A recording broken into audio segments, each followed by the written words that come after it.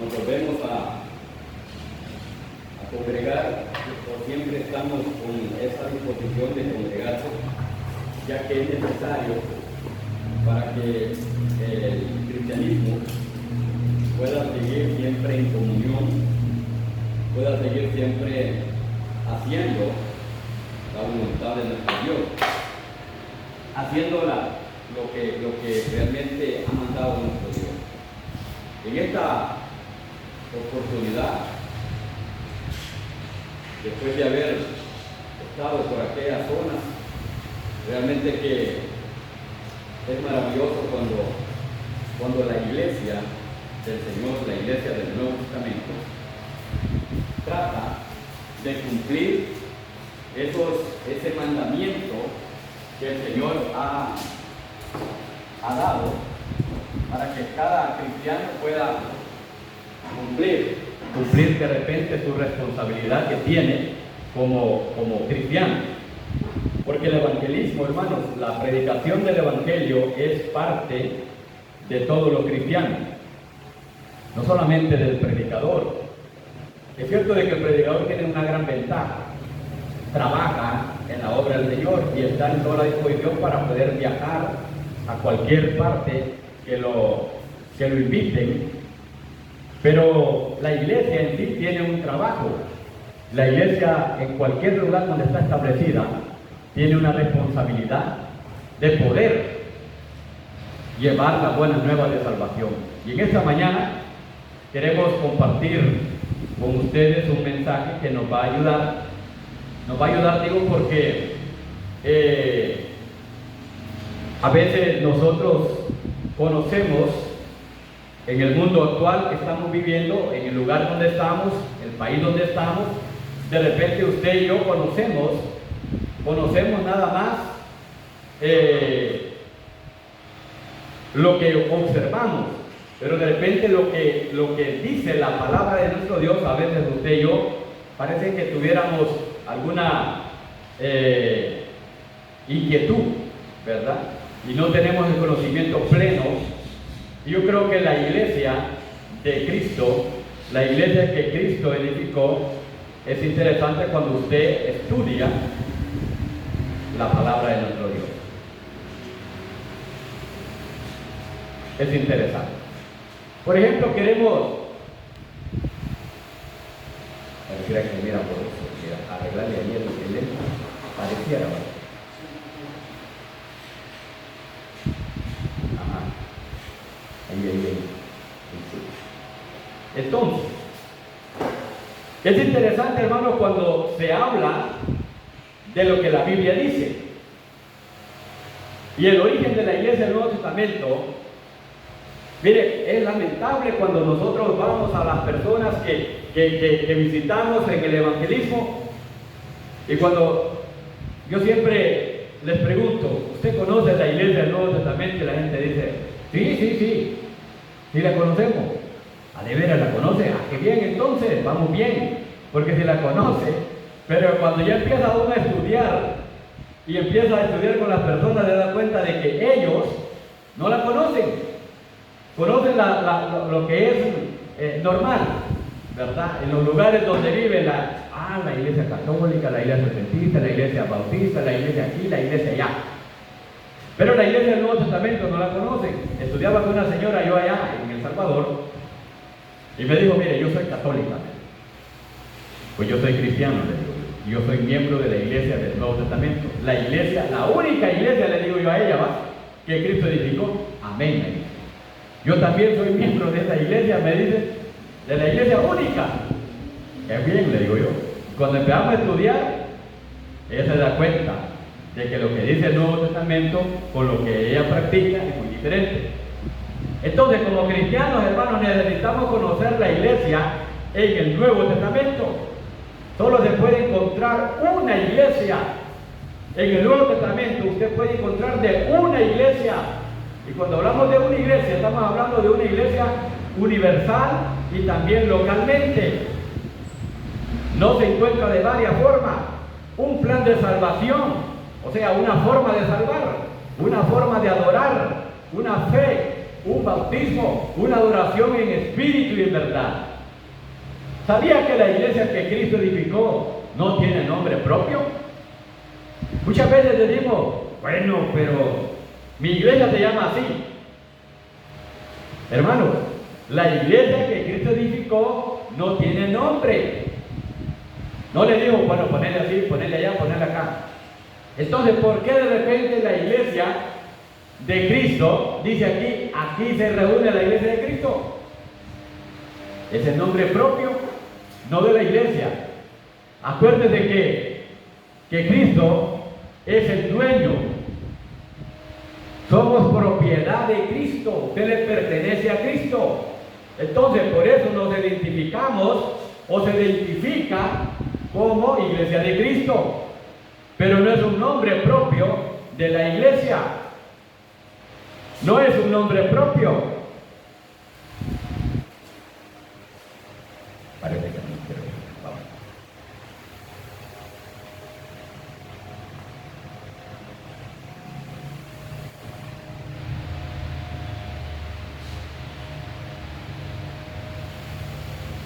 Ahí está. Por ejemplo, usted puede ver todos los símbolos, y son unos poquitos.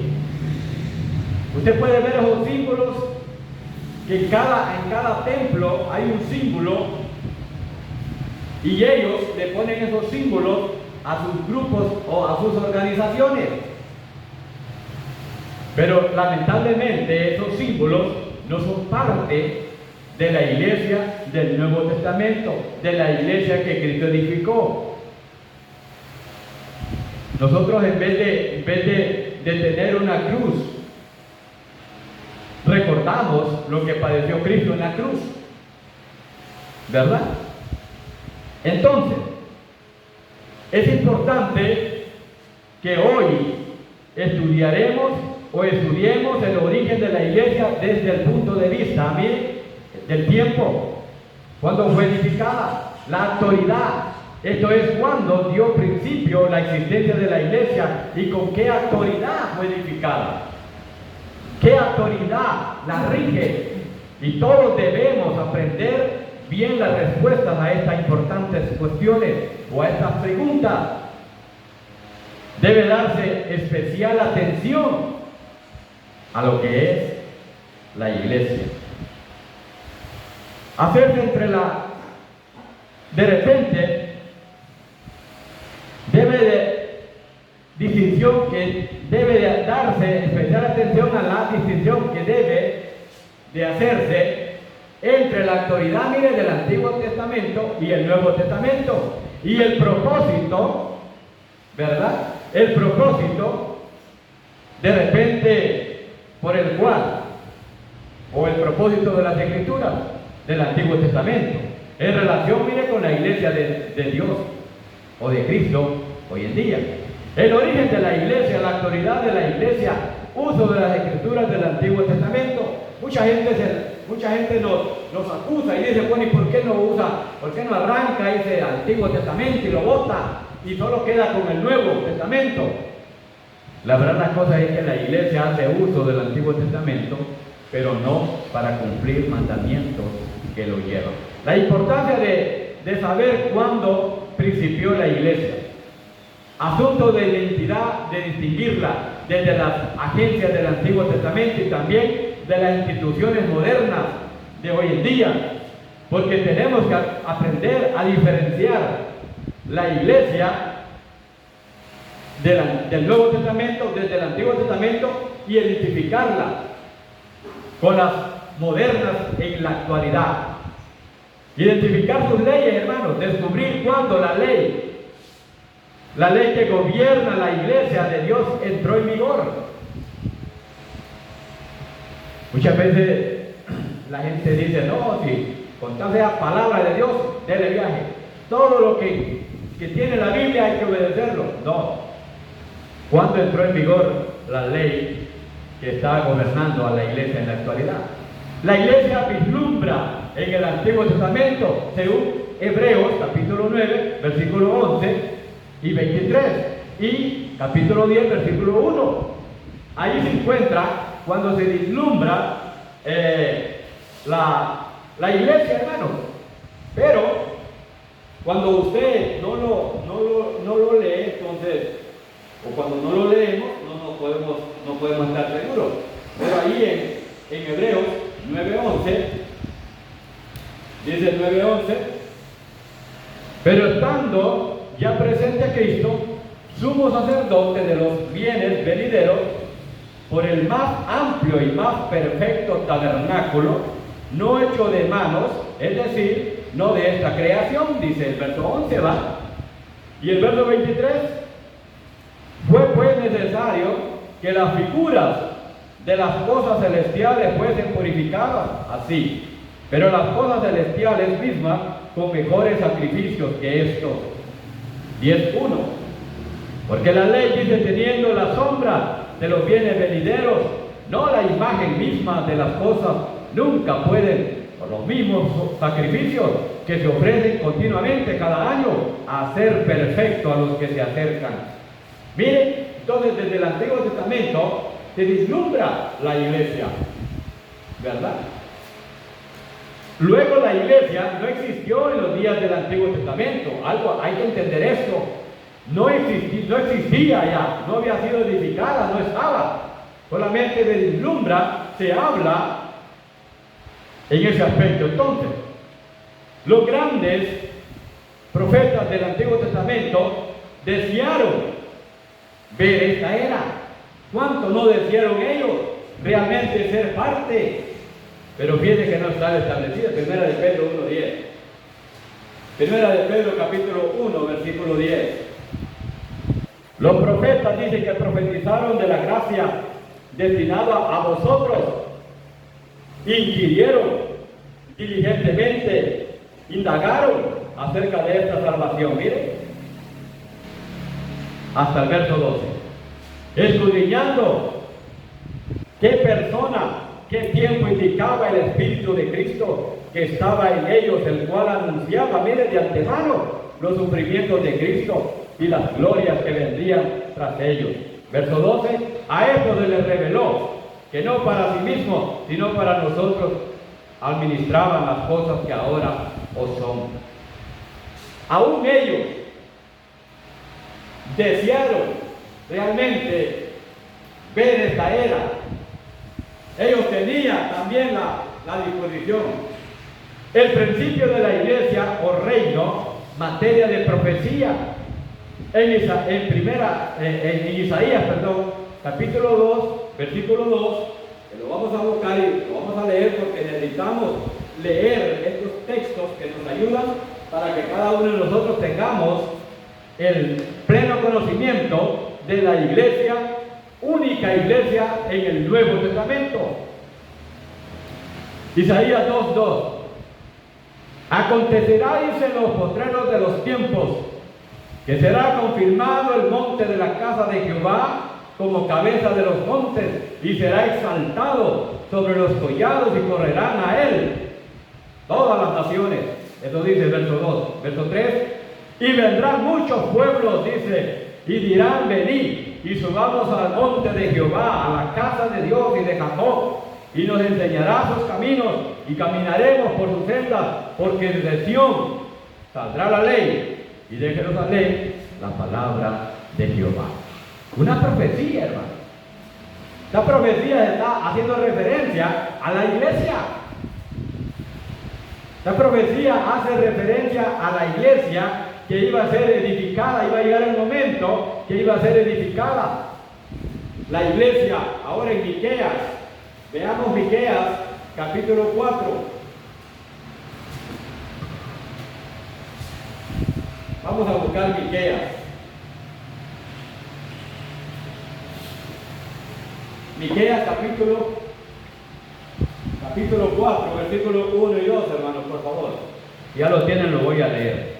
Acontecerá en los postreros tiempos, miren, que el monte de la casa de Jehová será establecido por cabecera de los montes, y más alto que los collados, y correrán a él los pueblos.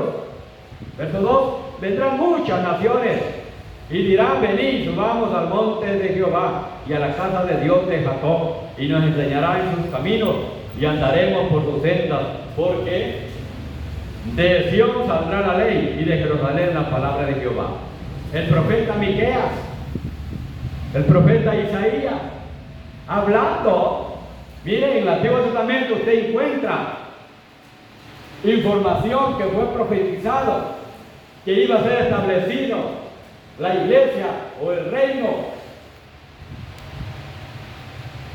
en los últimos días, dice, en Jerusalén. ¿A dónde sería establecida entonces ese reino o la iglesia? Acuérdense que al principio se hablaba del reino. Luego vamos a ver realmente dónde fue establecido ese reino que se proclamaba aún en las profecías. En los últimos días, en Jerusalén, la edad del Nuevo Testamento, miren, es los últimos días. Cuando habla de los últimos días, no está hablando de los últimos días de nuestra era, está hablando de los últimos días del Nuevo Testamento. No está hablando de los días últimos, ¿verdad? Entonces, Hebreos capítulo 1, vayámonos a Hebreos, Nuevo Testamento. Hebreos capítulo 1, versículo 1 y 2. En Hebreos, la carta a los Hebreos.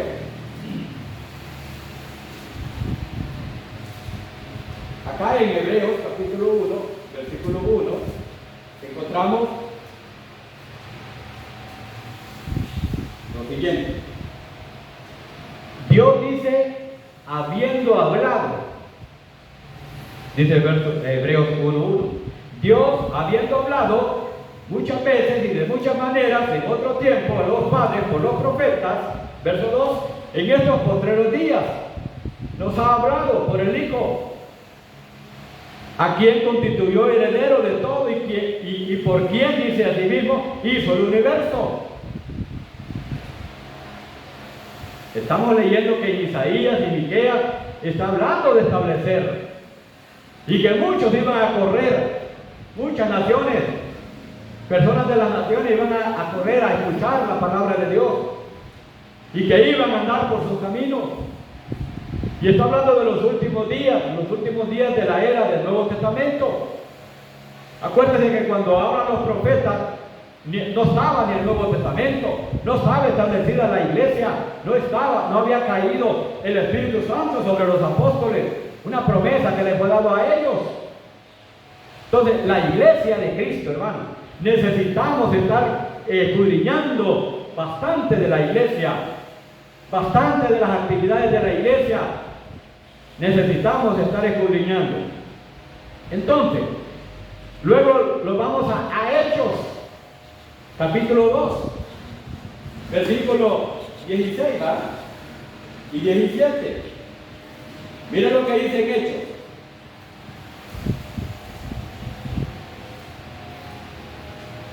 Hechos capítulo 2, versículo 16 y también el 17. Mas esto lo dicho por el profeta Joel, dice Pedro. Y en los postreros días, dice Dios, derramaré de mi espíritu sobre toda carne. Y vuestros hijos y vuestras hijas profetizarán. Vuestros jóvenes verán visiones y vuestros ancianos soñarán sueños. Muchas veces lo interpretamos de una manera tan literal que decimos, bueno, mire que Dios ahí dice que va a derramar su espíritu sobre toda carne y está diciendo que a nuestros hijos. La verdad las cosas es que la profecía de Joel 28 fue en el año 800 en fracción. Cuando él profetizó Joel 2:28, y usted lo puede buscar, Joel 2:28 menciona de que iba a derramar su espíritu sobre toda carne. Y la misma profecía que dijo Joel 28 la está recordando Pedro. ¿Pero por qué la está recordando? Por el verso 14, el verso 13, 14. Por eso les está recordando Pedro. Si la gente, hermano, cuando ellos, los apóstoles, recibieron el Espíritu Santo en Jerusalén, no se hubieran revuelto, no se hubieran puesto inquietos, tal vez Pedro no le hubiese dicho. Pero como ellos se revolvieron en el versículo 13, dice que más otros burlándose decían que estos están llenos de mosto. Según a los apóstoles, ellos estaban ebrios. Pero no, era el Espíritu Santo que había caído sobre los apóstoles. Resulta de que Pedro entonces se pone en pie, el verso 14, por primera vez se pone en pie ante una gran multitud, y todos los que le pudieron escuchar, estas personas escucharon lo que Pedro estaba diciendo en el versículo 17. No, les dice, esto es lo dicho, esto es lo que ha acontecido acá, es lo dicho por el profeta. Y cuando se refiere a toda carne, no se está refiriendo a toda carne, no que se está refiriendo específicamente a los judíos y a los gentiles, a los cuales después entraron a ser parte de esa promesa, y ellos recibieron el Espíritu Santo también, la familia de Cornelio. Entonces, le estoy explicando así para que nos vayamos entendiendo y comprendiendo lo que realmente significa. Por ejemplo, ¿usted se acuerda de esto del sueño de Nabucodonosor? En Daniel 2, 31 al 35. Pero ¿cuál fue la interpretación de Daniel? Bueno, Daniel interpretó 4 reinos, ¿va? 4 reinos. El reino de Babilonia. Este hombre reinó, este rey era en el año 600. Y luego, este fue destruido, miren, en el año 536 antes de Jesucristo, representado por la cabeza de oro. El Medo Persa, establecido por Ciro, rey de Persia, y Darío, rey de Media, dejó de existir en el año 330 antes de Jesucristo, representado por el pecho y los brazos de plata, ¿verdad? Macedonia, establecido por Alejandro Magno, mire, dividido entre sus generales en el año 323, representado por el vientre y los muslos del Latón.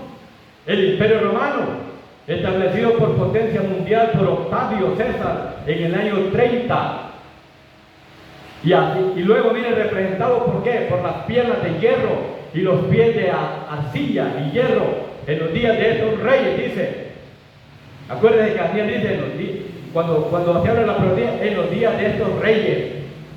Por lo tanto, se refiere al tiempo de los imperios universales. E hirió a la imagen en los pies, significa que el acontecimiento que Daniel estaba, mire, profetizando, el establecimiento del reino de Dios, tendría lugar después del principio del Imperio Romano, en el año 30, durante su existencia. El Nuevo Testamento entonces comienza su historia cuando todavía los césares gobernaban. Y es cierto, ellos gobernaban todavía el mundo. En aquellos días vino Juan el Bautista. Ahora vayámonos a Mateo. Acá empezamos a ver, miren, cómo va bien de glosar la historia, el origen de la iglesia que Cristo habla y edificó en el Nuevo Testamento. Ahora, Mateo capítulo 3, versículo 1, dice así, miren, Mateo 3, 1. En aquellos días, dice, vino Juan el Bautista, predicando en el desierto de Judea y diciendo, arrepentidos porque el reino de los cielos se ha acercado. ¿A qué reino se estaba refiriendo? A la iglesia. Pero él está predicando, empieza Juan el Bautista a hablar. ¿Cuáles días? Los días del Nuevo Testamento. Empieza entonces Juan, mire, a hablar. Ahora veamos lo que dice Lucas. Veamos lo que dice Lucas, capítulo 3.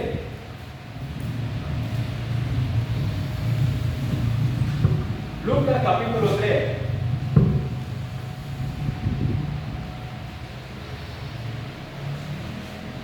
Lucas, capítulo 3, versículos 1 y 2.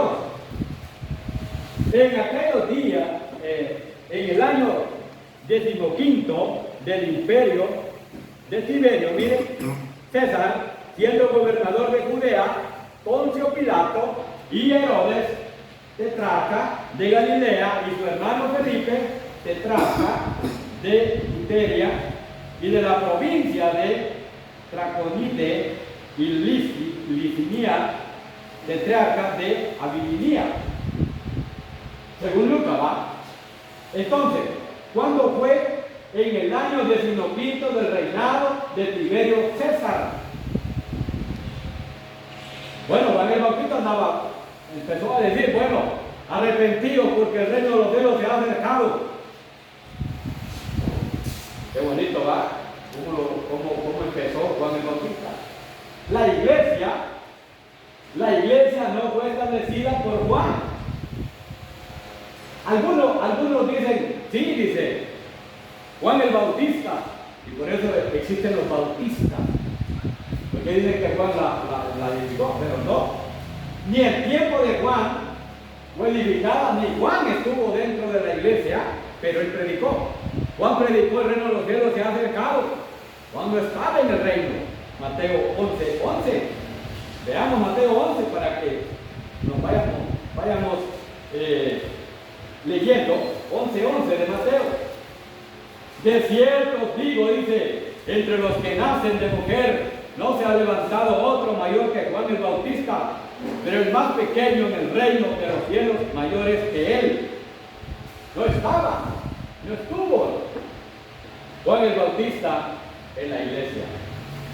O sea, cuando fue edificada, pero sí predicó. La iglesia no fue establecida durante el ministerio personal de Jesús también. Mientras Jesús anduvo, él anduvo anunciando el reino. Por ejemplo, cuando se habla de la cena, se habla, y Carlos Eduardo lo explicó, que todavía cuando dice, y no beberé más de este fruto de la vid hasta que lo beba nuevamente con vosotros en el reino de mi Padre. No está hablando de otro reino, está hablando de la iglesia, porque todavía no había sido establecida, ¿verdad? No había sido establecida. Entonces, en el ministerio de Jesús tampoco fue establecida la iglesia durante el ministerio, sino después. Y usted puede ver, y vamos a ver estos textos, miren como dice Marcos 1:15, se acerca. En Marcos 1:15 dice el texto, miren. Marcos capítulo 1.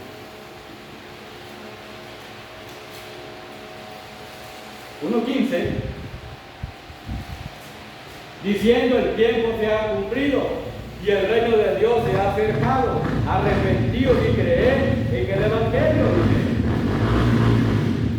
Se ha acercado. No había sido establecido. Se ha acercado, dice Jesús. Luego, Mateo 17, se ha acercado. Y también lo menciona ahí en Mateo. Mateo capítulo 10, versículo 7, miren. Y yendo a predicar, diciendo, el reino de los cielos se ha acercado. ¿Verdad que no dice la iglesia? Pero está hablando del reino y todavía no había sido establecido. Pero iba a ser establecido. Luego en Lucas 9, se ha acercado a vosotros. Mateo 6, 9 y 10. Se enseñó a los discípulos a orar por su establecimiento. En Mateo 6, 9. 6:9 de Mateo dice: vosotros pues oraréis así: Padre nuestro que está en los cielos, santificado sea tu nombre. Verso 10, venga tu reino. Bien, se oró, se les enseñó, se les recomendó a los discípulos que oraran y que oraran por su establecimiento de la iglesia, del reino. Entonces, eso es lo que nosotros estamos viendo. Luego viene Mateo 16:18. ¿Qué dijo Cristo?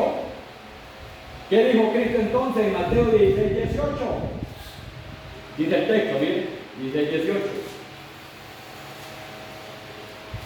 Y yo también, dices, te digo que tú eres Pedro, y sobre esta roca edificaré mi iglesia, y las puertas del Hades no prevalecerán contra ella. Ah, no dijo, voy a establecer mi reino, ¿verdad?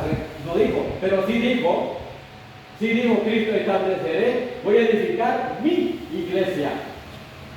Y luego, Mateo 18, 1 al 3, vámonos a Mateo 18, del 1 al 3. En aquellos tiempos, miren, los discípulos vinieron a Jesús diciendo: ¿quién es el mayor en el reino de los cielos? Y llamando a Jesús a un niño, lo puso en medio de ellos y dijo: de cierto digo, que si no os volvéis y os hacéis como niños, no entraréis en el reino de los cielos. Así que cualquiera que se humille como este niño, ese es el mayor en el reino de los cielos. ¿Verdad? Está hablando entonces a los discípulos, y ellos no estaban todavía. Pero luego, Marcos 9:1, Cristo prometió que vendría durante en aquella generación. Marcos 9:1. Marcos capítulo 9 y el versículo 1. 9:1 dice: también les dijo, de cierto digo que hay algunos, les dice Cristo, de los que están aquí, que no gustarán la muerte, o sea que no iban a estar muertos, ¿verdad? Hasta que hayan visto el reino de Dios venido con poder. ¿Y cuándo vino con poder? Ahí lo vamos a ir viendo. Y luego Lucas 22:18, 19:11, los discípulos, miren, lo esperaban, aún todavía. Y Marcos 15:43, ya que estamos aquí, tengo aquí el libro de Marcos. 15:43. Dice, miren, Marcos 15:43. José de Arimatea, miembro noble del concilio, que también esperaba el reino de Dios, vino y entró osadamente a Pilato y pidió el cuerpo de Jesús. ¿Qué fue lo que hizo este hombre? Dice que también esperaba el reino, pensaba en eso, y pidió, fue al este gobernador y pidió el cuerpo de Jesús para llevarlo, para prepararlo. Ahora veamos Hechos 1:6. Aquí es donde se pone bien interesante esto, para que podamos, para que la iglesia del Señor siempre tengamos presente esta origen de la iglesia que Cristo edificó. Hechos 1:6. Entonces los que se habían reunido le preguntaron diciendo: ¿restaurarás al reino a Israel en este tiempo? Miren, no había sido establecido para el tiempo de la ascensión tampoco. Todavía él les pregunta, aún todavía no había sido establecido. Y ellos le dicen: ¿restaurarás al reino de Israel? Bueno, ellos estaban pensando de una forma literal, de un rey literal. Pero realmente Cristo no. Entonces, el principio, ¿dónde principió entonces? El reino daría principio y la ley saldría de Jerusalén. Bueno, lo leímos en Isaías 2:23, usted lo puede leer, Lucas 24:47, lo encontramos. ¿Dónde dio inicio entonces? Vamos a ver, Lucas 24:47. 24:47 dice: y que se predicase en su nombre el arrepentimiento y el perdón de pecados en todas las naciones, comenzando desde Jerusalén. ¿De dónde empezó? Bueno, Jerusalén. Y mire, y es interesante cuando usted estudia con personas que son parte de alguna organización y ellos quieren defender. Por ejemplo, la Iglesia Católica proclama que es la única iglesia. Pero cuando yo le expliqué a esta señora, le digo yo, la Iglesia Católica fue edificada en Roma y fue edificada en el año 311, y la iglesia que Cristo edificó fue en Jerusalén. Fue en Jerusalén, y ahí inició, y ahí salió la iglesia que Cristo edificó, y la única iglesia que la podemos leer de ella en el Nuevo Testamento. De las demás usted no puede encontrarla. Incluso con esta señora estuvimos hablando de la apostasía, que de dónde salió, de la iglesia que Cristo edificó, y luego le expliqué, mire, le digo, prohibirán casarse, prohibirán de abstenerse de alimentos que Dios creó. No, me dijo, pero no, me dijo, mire, me dijo, y ella siempre buscó a evadir, porque cuando la gente no quiere entender lo que la palabra de Dios dice, entonces es lamentable. Pero ella no me entendió y no entendió. Y ella siguió con que yo estoy aquí y aquí nadie me va a sacar. Entonces, el problema no es ese. El problema es que no podemos llegar al conocimiento de la única iglesia que Cristo edificó. La ley salió de Jerusalén en el día de Pentecostés, ¿verdad? Y usted lo puede ver ahí en Hechos 2, 37 y 38. ¿Por qué? Porque era ese lugar que Cristo y que las profecías habían mencionado. Hechos 2:37. El 36 dice, miren, sepa pues certísimamente toda la casa de Israel, que a esta Jesús a quien ustedes crucificaron, Dios le ha hecho Señor y Cristo. Entonces la multitud, cuando escucharon esa acusación, ellos reaccionaron. Se compusieron de corazón y dijeron a Pedro y a los otros apóstoles, varones hermanos, ¿qué haremos? Y Pedro les dijo, bueno, arrepiéntanse y bautícense, les digo, cada uno de ustedes, por la autoridad o por el nombre, o en el nombre de Cristo, de Jesucristo, para el perdón de los pecados. Les dice, y ellos les dicen, ustedes recibirán el don del Espíritu Santo. El Pentecostés, el principio, Hechos 2:14, fue cuando se puso en pie Pedro por primera vez, que ya lo leímos, ¿verdad? 2:14, 11 y 15. Entonces el reino vendría con poder. Y eso fue lo que pasó, ¿va? Que ya lo leímos, pero lo voy a volver a leer, que es Marcos 9:1. Vendría con poder. También les dijo, de cierto os digo que hay algunos de los que están aquí que no gustarán la muerte hasta que hayan visto el reino venido con poder. ¿Ah? Entonces, ese día vino el poder del Espíritu Santo sobre los apóstoles, porque ellos no tenían la Biblia como usted la tiene, como la tenemos en la actualidad. El poder vendría con el Espíritu Santo. Hechos 1:8. Hechos 1:8 dice que vendría con el Espíritu Santo, la promesa que les fue dado a ellos, según en Juan 14, ¿verdad?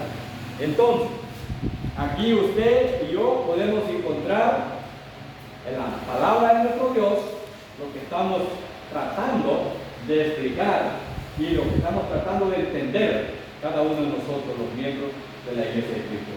Hechos 1:8. Pero recibiréis poder, dice, cuando haya venido sobre ustedes el Espíritu Santo, y me seréis testigos en Jerusalén, en toda Judea, en Samaria y hasta lo último de la tierra. ¿Sí? Vendría con poder, pero ¿a quiénes lo recibieron? Los apóstoles. Muchas veces los pentecostales caen en la confusión, hermanos, de que toda persona tiene que recibir el bautismo del Espíritu Santo, algo que no existe, porque solo en 2 ocasiones fue derramado literalmente el Espíritu Santo, cayó, por ejemplo, los apóstoles y también la familia de Cornelio. Pero imagínense que muchas veces están pensando de que cada vez que van a los cultos, a la reunión de la iglesia, entre comillas, esta gente, los pentecostales y hay muchas organizaciones religiosas, ellos quieren recibir el bautismo del Espíritu Santo. Lamentablemente aconteció en la vida de los apóstoles. El Espíritu Santo vino en el día de Pentecostés. Luego el reino quedó establecido el día de Pentecostés. La ley saldría de Jerusalén. Los apóstoles comisionados para predicar, Mateo 28, 18, fue cuando les dijo Cristo. Acá, miren, Mateo 28. Mateo 28, versículos 18 al 20. Jesús se acercó y les habló diciendo, toda potestad me es dada en el cielo y en la tierra. Por tanto les dice, id y haced discípulos a todas las naciones, Dice las condiciones, bautizándolos en el nombre del Padre, del Hijo y del Espíritu Santo. Luego dice el 20, enseñándoles que guarden todas las cosas que yo he mandado, y aquí yo estoy con ustedes todos los días hasta el fin del mundo. Miren, ellos, listos. Marcos 16, 15, 16 también. Vayan y prediquen el Evangelio a toda criatura. El que crea en ese mensaje y se bautiza va a ser salvo. Pero se les instruyó a permanecer ¿dónde? En Jerusalén. Para que ellos pudieran recibir la promesa del Espíritu Santo, hermano, tenían que estar en Jerusalén, no podían irse de ahí. Si se iban de ahí, de Jerusalén, lamentablemente no iban a recibir las promesas del Espíritu Santo, los apóstoles. Pero ellos, ahí se quedaron, ¿verdad? El Espíritu Santo que los guiaría desde el principio, según Lucas 24:49. El Espíritu Santo vino en el día de Pentecostés y se predicó el Evangelio, la ley del reino dio principio en el día de Pentecostés, Hechos 2:31 al 34, 36 al 38, ¿verdad? Que son los textos que hemos estado leyendo. El día de Pentecostés, el principio, marca el principio de qué? De la iglesia, hermano, de todo lo que se le está hablando, se acerca el reino, va a ser establecido el reino. Juan el Bautista hablaba del reino arrepentido, Jesús habló del reino, mandó a hablar del reino. ¿Todavía no había sido establecido? Bueno, el principio de la edad cristiana, el Nuevo Testamento, Hebreos 8:8, vamos a ver, Hebreos capítulo 8, verso 8, dice, porque reprendiéndolos dice, aquí vienen días, dice el Señor, el que estableceré con la casa de Israel y de la casa de Judá un nuevo pacto.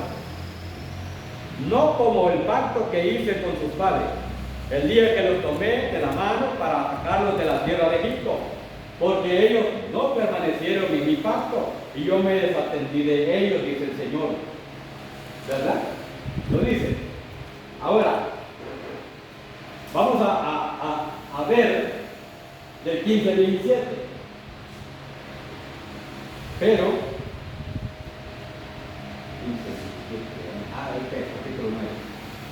capítulo 9. Capítulo 9.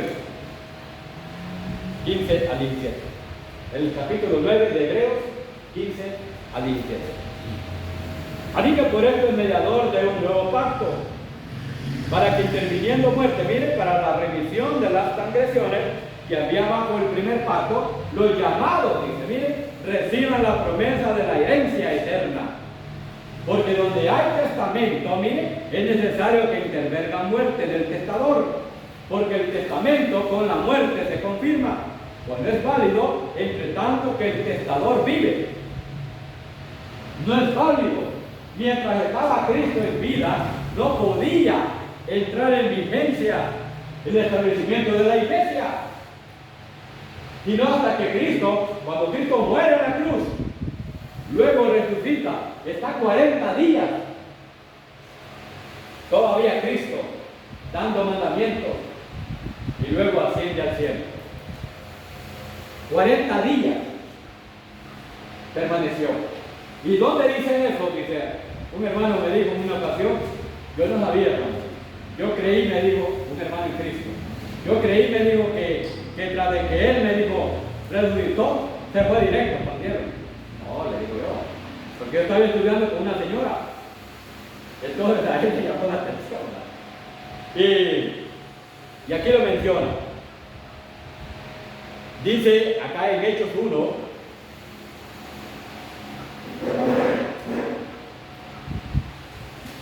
el verso 3, Hechos 1:3, a quienes también después de haber padecido, se presentó vivo con muchas pruebas inevitables, apareciéndoles durante 40 días y hablándoles acerca del reino de Dios. Hablándoles todavía 40 días. Y luego él asciende al cielo. Era necesario que él se identificara con aquellos que iban en el camino hacia Emaús. O sea que era necesario que dijeran es cierto. Porque, miren hermano, si Cristo no se les aparece por 40 días a ellos, les da mandamiento, no hubieran creído. Honestamente, no hubieran creído ni hubieran sido testigos de la resurrección de Cristo, ¿verdad? Hubieran sido testigos sin evidencia. Pero mientras se apareció Jesús, entonces sí, ellos tenían la oportunidad de decir: Cristo resucitó, Cristo murió y Cristo fue sepultado y Él resucitó antes del día. El principio de la aplicación de la remisión de pecados. Ahí empezó en el día de Pentecostés. Después del día de Pentecostés, la iglesia o reino, así llamado, se halla en existencia. Todos los textos no los vamos a leer, pero yo los he leído y sé lo que dicen esos textos. La autoridad de la iglesia, la fuente de autoridad, Dios ha hablado por Cristo. Bueno, ya lo leímos en Hebreos 1:1, varios. El mensaje y el mensajero del Nuevo Testamento, contrastado con el Antiguo Testamento. Miren lo que dice Juan 1:17. Este sí lo vamos a considerar. Juan 1:17. El libro de Juan, capítulo 1 y el versículo 17. Es una bendición que nosotros seamos parte de ese reino, de esa iglesia que Cristo edificó, por la cual Él murió. Es una bendición, bueno, que no cuesta millones de dinero, de dólares ni de lempiras, sino la sangre de Cristo que le costó el precio de la iglesia. Entonces, Juan 1:17. Juan 1:17. Pues la ley por medio de Moisés, mire, fue dada. Pero la gracia, Juan 1:17, pero la gracia y la verdad vinieron por medio de Jesucristo. Miren, el mensaje y el mensajero del Nuevo Testamento, en contrastado con el Antiguo Testamento, Moisés, el legislador en el periodo del Antiguo Testamento, y Cristo es en el Nuevo Testamento, ¿verdad? Dios revelado por Cristo, la autoridad dada a Cristo, el mensaje de Cristo es de Dios. Juan 12:49 al 50. El mensaje que trajo Cristo, siempre dijo, no es mi doctrina, es la de mi Padre, y siempre Él se sujetó a enseñar lo que el Padre le mandó. Nunca enseñó lo que Él quiso enseñar. Entonces, somos gobernados hoy. La iglesia, la única iglesia que Cristo edificó, es gobernada por la autoridad. ¿De quién? De Cristo. O sea que aquí no somos gobernados por un hombre. Somos gobernados por Cristo. No por la ley de Moisés tampoco, ni los profetas. Los profetas, acuérdense que llegaron hasta Juan. Y Moisés, la ley que le fue dada a Moisés, se la dio al pueblo de Israel. Y hoy usted y yo, la iglesia del Nuevo Testamento, no puede ser gobernada por Moisés. Acuérdense que Moisés fue legislador ¿de qué? Del Antiguo Testamento, mayormente del pueblo de Israel, ¿verdad? Ahora, nosotros somos gobernados por Cristo. ¿Y cómo somos gobernados por Cristo? Bueno, a través del Nuevo Testamento. El Nuevo Testamento es el que nos guía.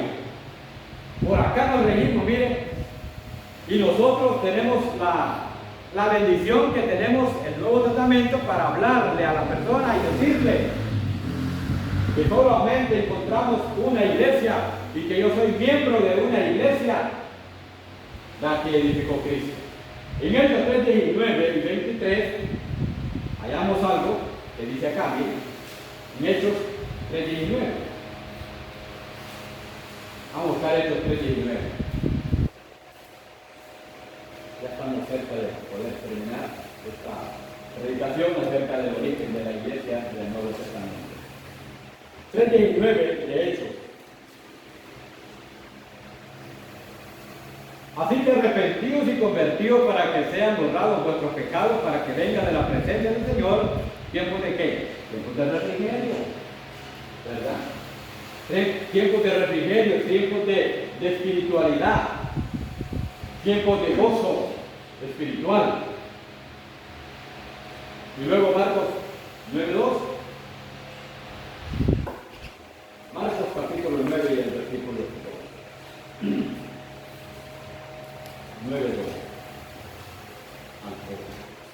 Aquí menciona,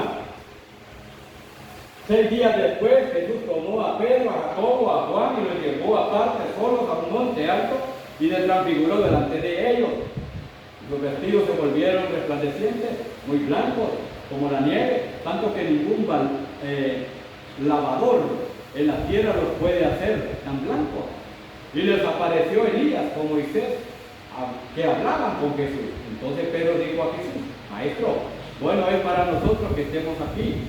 Hagamos 3 enramadas, una para ti, y otra para Moisés y otra para Elías, porque no sabía lo que hablaba, pues estaban espantados. Entonces vino una nube que les hizo sombra, y desde la nube, mire, una voz que decía: este es mi hijo amado, a él oí. Y luego cuando miraron, no vieron más a nadie consigo, sino a Jesús solo. Y usted puede leerlo bien. Y dice, bueno, ¿a quién tenemos que oír? Dios dijo: a él oí. No le estaba diciendo a Jesús, está relatando lo que ellos estaban viendo. Miraron a Moisés y miraron a Elías y dijeron ellos, bueno, y como se resplandeció el cuerpo de Jesús, que sus vestidos se pusieron, dice, blancos, entonces, allí dice que no sabían, estaban espantados. Pero ellos estaban hablando y el mensaje de Dios fue: a él oí. ¿A quién tiene que oír usted? ¿A quién tiene que oír la iglesia del Nuevo Testamento? A Cristo. Usted tiene que oír a Cristo. Acá está oyendo a Cristo. Es cierto que yo soy el transmisor de estar hablando, pero usted está escuchando a Cristo, está leyendo de Cristo. Entonces necesitamos saber que estamos bajo la ley de Cristo. 1 Corintios 9:21. 1 Corintios capítulo 9 y el versículo 21. Vamos a leer 9:21 de 1 Corintios. 9 y el verso 21. A los que están sin ley, miren, como si yo estuviera sin ley. Hoy estando yo sin ley de Dios, sino bajo la ley de Cristo, para ganar los que están sin ley. Estamos entonces bajo ¿qué? Bajo la ley. Pero bajo la ley de quién? De Cristo. Mire la autoridad. Usted la puede ver allí. La autoridad de Cristo había sido ejecutada por sus apóstoles. Mateo 19, 17, 28. Y luego Mateo 28, 18 al 20. Y Mateo 16, 17 al 19. Que habla cuando Jesucristo edificó su iglesia. Juan 20, 22 y 23, 2 Corintios 5, 18 al 20, y primera de Juan, 4, 6. Todos estos pasajes están hablando de la autoridad de Cristo que había de ser ejecutada por ellos, por los apóstoles. Ellos edificaron a través del Evangelio de Cristo la iglesia, se añadieron como 3,000 personas en el día de Pentecostés, allá en la ciudad de Jerusalén. Los apóstoles serían guiados por el Espíritu. Hermano, es que no hay otra forma de poderlo entender.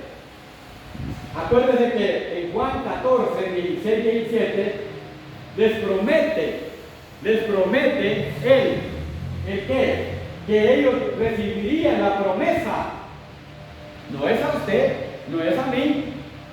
Y lo vamos a leer porque ya es la última diapositiva. Lo vamos a leer para que entendamos que no es a usted ni a mí, es a ellos. Juan 14, 16. Y yo, dice Cristo, y yo rogaré al Padre, dice Cristo, hablando con los apóstoles. Y yo rogaré al Padre y os dará otro consolador, para que esté con vosotros para siempre, le dice. El Espíritu de verdad, al cual, mire, el mundo les dice, no puede recibir, porque no lo ve, ni le conoce. Pero vosotros le conocéis, porque mora en vosotros y estará en vosotros. Estará en vosotros. ¿Quiénes? Los apóstoles. Luego, el verso 26 del 14 de Juan. Mas el Consolador, le dice Cristo, el Espíritu Santo, a quien el Padre, mire, no fue Cristo quien lo envió, fue el Padre. A quien el Padre enviará en mi nombre, Él os enseñará todas las cosas y os recordará todo lo que yo he dicho. Hermano, me gustaría que estudiáramos más a fondo, porque cuando los apóstoles predicaron a muchas personas, ellos también recibieron el Espíritu Santo, no solo los apóstoles, ¿verdad? Cuando ellos predicaron el Evangelio, muchas personas bautizaron, ¿verdad? El Espíritu Santo los bautizó, ¿verdad? Se manifestó en ellos. Nosotros somos de Cristo. El Espíritu Santo es Cristo, el Santo Espíritu de Cristo, el Santo Espíritu de Dios. Si nosotros estamos en Cristo, ¿quién mora en nosotros? El Espíritu Santo tiene que morar en nosotros, hermano, para poder seguir a Cristo. Disculpen, hermano Víctor. No, es que yo le digo que la Biblia no es de interpretación privada. Y lo que yo estoy predicando, lo que yo estoy diciendo, aquí no es para que usted me esté, como le dijera, como interviniendo. Estamos en la predicación ahorita. Después de la predicación, si podemos estudiar. Yo lo que estoy enseñando o diciendo lo que dice Cristo. Cristo les dio la promesa a los apóstoles, hermano. Y ahí están los textos. Yo no estoy aquí. No, la cosa que usted dice que solo los apóstoles. Los apóstoles recibieron el Espíritu Santo. Somos una iglesia y todos recibimos la enseñanza, ¿verdad? Bueno, el texto lo dice. El texto lo dice. Dice, ellos iban a recibir todo porque, ¿por qué? Versículo 26. ¿Quién les recordó a los apóstoles? Fue el Espíritu Santo, ¿verdad? Fue el Espíritu Santo. Y yo aquí no estoy predicando esto para tener una controversia, mayormente con usted, hermano. Con todo respeto se lo digo. Pero yo no le estoy predicando este mensaje a usted. Estoy predicando porque lo he predicado a las congregaciones.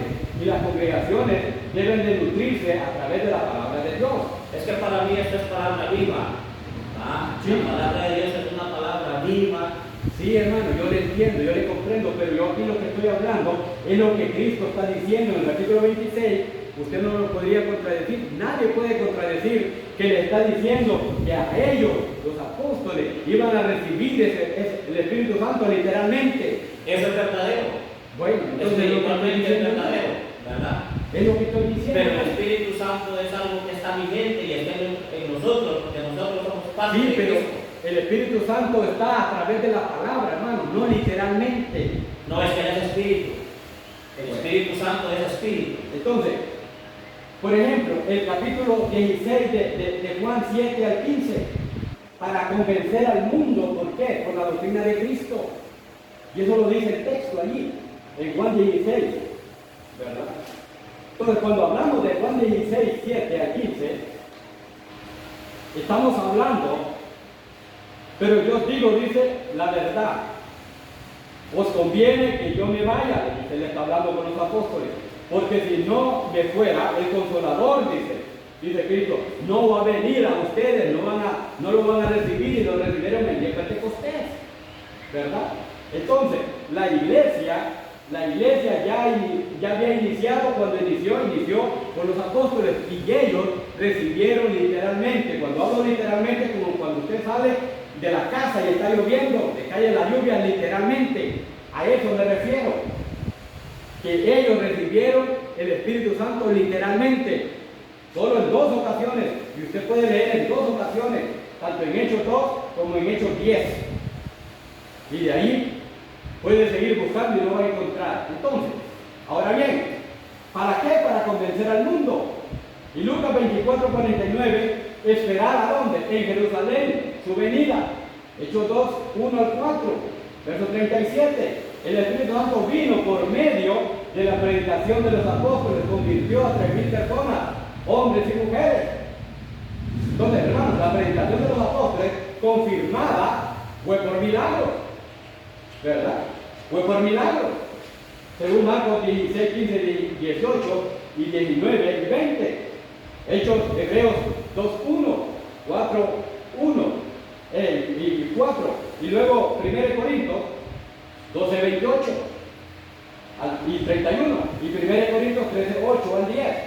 Entonces, hermano, estos dones, yo no sé, pero acá es fácil entender que estos dones sirvieron, ¿para qué? Para el propósito temporal de introducir y confirmar las verdades del Nuevo Testamento, ¿verdad?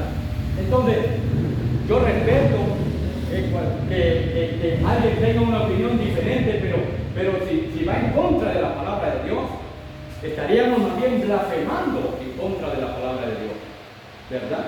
¿Por qué? Porque la palabra de Dios es palabra viva y es una palabra que nos instruye, que nos ayuda a poder conocer, ¿verdad?, lo que aconteció, porque esto que estoy hablando aconteció y es necesario, por eso es que es necesario que la iglesia siempre, la hermandad, esté conociendo mayormente de la iglesia, de la única iglesia que Cristo edificó.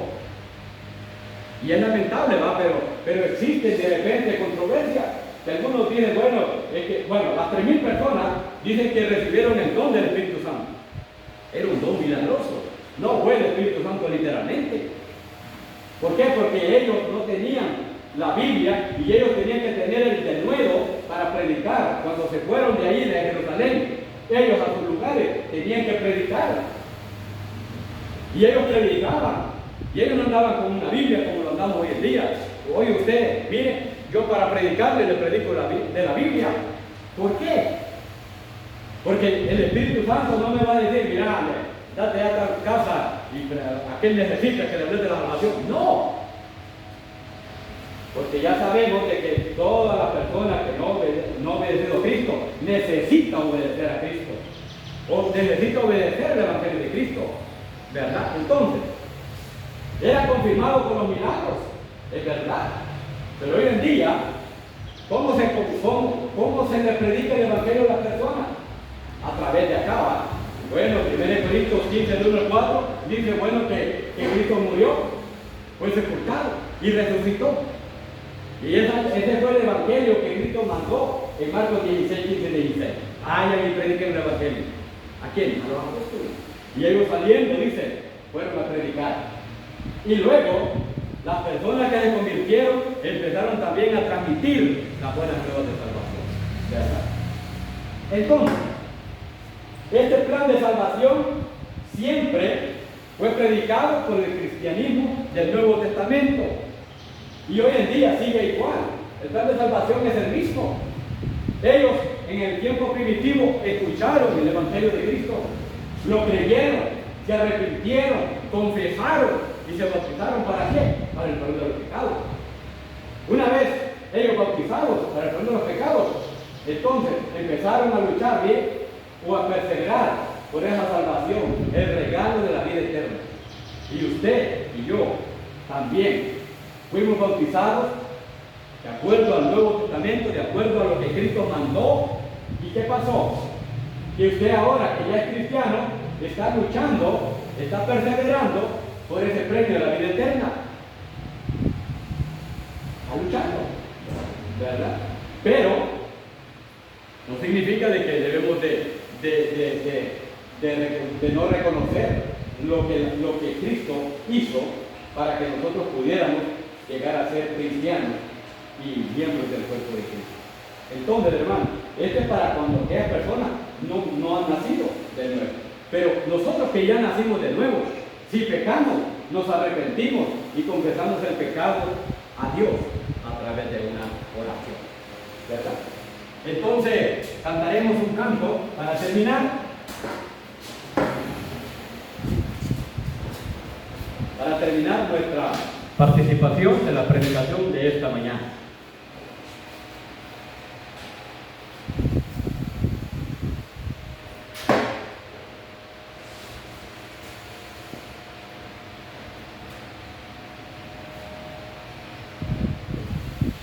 Búsquese ahí en su libro de cantos, el canto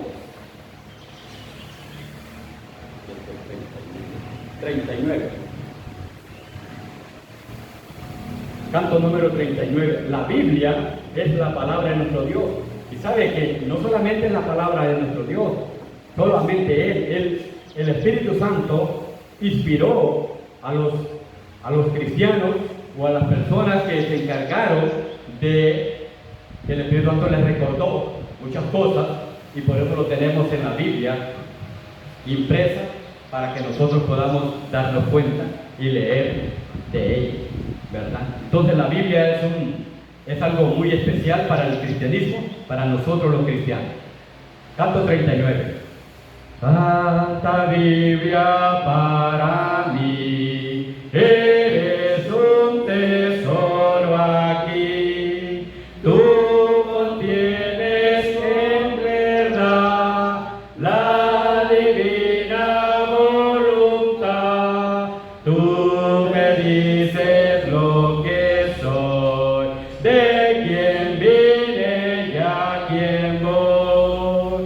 Tú reprendes mi dudar, tú me exhortas sin cesar. Eres faro que a mi pie va guiando por la fe a la hueste del amor del benigno Salvador. Eres la infalible voz del Espíritu de Dios, que vigora al alma da cuando en aflicción está. Tú me enseñas a triunfar de la muerte y el pecado. Por tu santa letra sé que con Cristo reinaré. Yo que tan indigno soy, por tu luz al cielo voy. Santa Biblia para mí, eres un tesoro aquí. ¿Sabe que gracias a nuestro Dios, que nos dejó su palabra, que a través de ella, usted y yo, podemos leer de ella y podemos conducirnos de la manera espiritual, de la manera cristiana, ¿verdad? Y de esa manera usted y yo podemos hacer la voluntad de nuestro Dios, vivir de acuerdo a los principios bíblicos, vivir de acuerdo a la nueva vida en Cristo, ¿verdad? Porque es cierto, cuando usted entra a ser parte de la familia de la fe, usted es una nueva criatura, ¿verdad? Empieza entonces a vivir una vida diferente, una vida espiritual, una vida llena, ¿verdad? Espiritualmente, para poder continuar y para poder luchar y ayudarnos los unos a los otros en esta carrera cristiana. Toda predicación siempre lleva el objetivo de que vayamos creciendo, vayamos aprendiendo a través de la palabra de nuestro Dios. Nuestro hermano Francisco Peña nos va a despedir en palabras de oración.